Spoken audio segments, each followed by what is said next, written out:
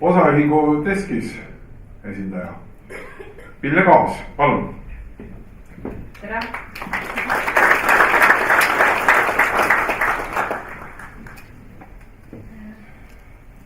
Vaadates tehnoloogia arengut tundub vahel, et maailm on nagu kiirteel. Et ei jõua ühe tehnoloogilise avastusega veel õieti äragi harjuda, kui näed, et 2 järgmist juba mõõde kihutavad ja oled neist nagu mõõde või maha jäänud. Et mina olen firmast Deskis Soovi, mis tegeleb metsanduslike tarkvaradega, ehk siis tarkvarasi metsandussektorile, metsatööstusele ja puidutööstusele.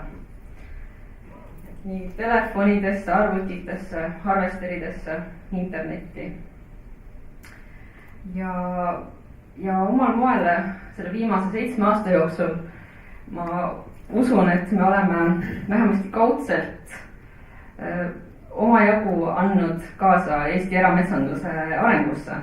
Kas või läbi selle, et me oleme nii mõndagi firmat ja ettevõtet innustanud mõtlema, kuidas tehnoloogiat enda jaoks ära kasutada ja mõtlema innovatiivselt. Kui ma ütleks teile, et järgmisel aastal tuleb müügile lendav auto, kes teist üllatuks, kes oleks šokeeritud? Mõned oleks, aga ütleme väga šokeeritud, mina ei oleks. Et meil on kosmoseturism, isesõitvad bussid Tallinna kesklinnas varsti, et see ei ole enam midagi täiesti šokeerivat. Siiski, see on ainult kontseptsioon, mis mul siin ekraanil on. See on ühe disainivõistluse võitja ja seda veel järgmisel aastal ei tule. Aga mis on praegu reaalsus, on see, et nagu Tesla ütleb 2018 oma nutikellaga kutsume auto kohale. Ja kui keegi ütleks, et see tuleb hiljem, siis ma oleks üllatunud. Et on mõnes mõttes, kui ennustada tuleviku tehnoloogia mõttes, siis võibki vaadata selliseid tänapäeva filme, kus siis sellel tehnoloogia mõttes natuke tulevikku mõeldakse. Et see pilt filmist Knight Rider oli ju mulligi 30 aastat tagasi. Aga et vaadata siis tulevikku korraks väike pilt mineviku metsanduse vaatevinklist, et 10 aastat tagasi oli see paberiverni teil kõigil päris kõrge ja aja jooksul tulid erinevad lahendused ja vaikselt on liikunud nutitelefonidesse, arvutitesse ja juba on kaardid internet, väga palju infot otse kas autos või harvesteris. Et selline areng on ilmselt kõigile väga tuttav ja täiesti viimase 10 aasta jooksul. Et areng on kiire. Üks kõrvalpõige, mida kindlasti tasuks tähele panna, et vanasti, eks ole, satelliitfotosi, kui oli vaja oma ressursse hinnata, siis toodi CD-plaadiga osteti kuskilt ja olid kas aasta vanused, 2 aasta, 3 aasta vanused. Et praegu on juba telefonis, arvutis igal pool tasuta satelliitfotod ja kui nüüd Maa-ameti ja EAS-i poolt planeeritud uus satelliitandmete keskus töösse läheb, siis on ehk lootust varsti saada 2 nädala vanuseid satelliitpilte. Et ei ole enam 2 aasta, vaid on kas tänane või 2 nädala vanune. Et see on juba peaaegu nagu reaalajas.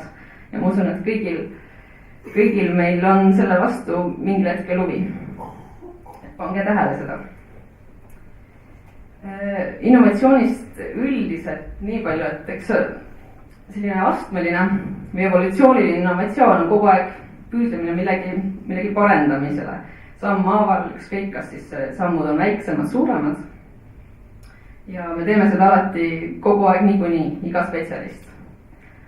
Aga teine võimalus, mida ka hästi tihti viimasel ajal näeb, on täiesti revolutsiooniline innovatsioon, kus midagi olemasolevat keeratakse täiesti pea peale.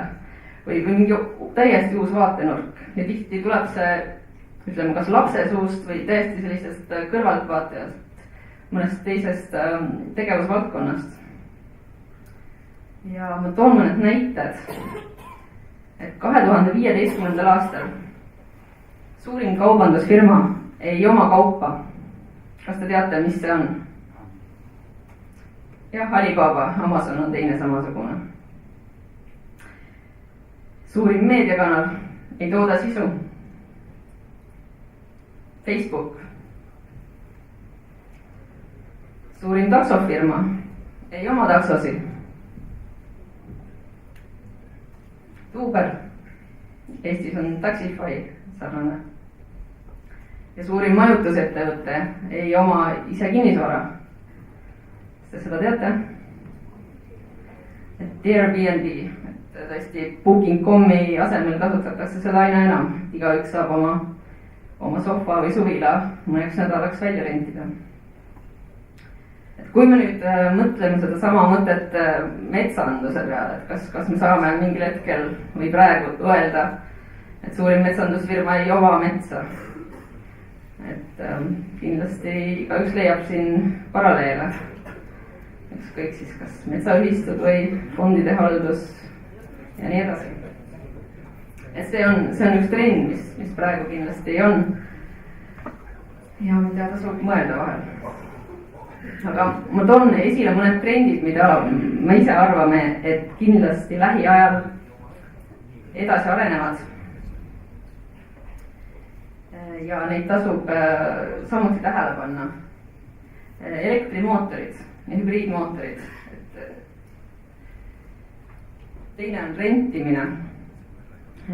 Nagu te olete tähele pannud, siis rentimine ehk siis kuumaksuline ostmisviis on levinud igal pool, isegi telefoni me ei saa ju enam tihtipeale välja osta, vaid me saame seda rentida. Samuti televiisorid on nüüd uus võimalus Euronixis, et iga 2 aasta tagant teil vahetatakse televiisor välja, te lihtsalt maksate kuumaksu. Ja parkimiskohtasi renditakse muusikat telefonis, Spotify's.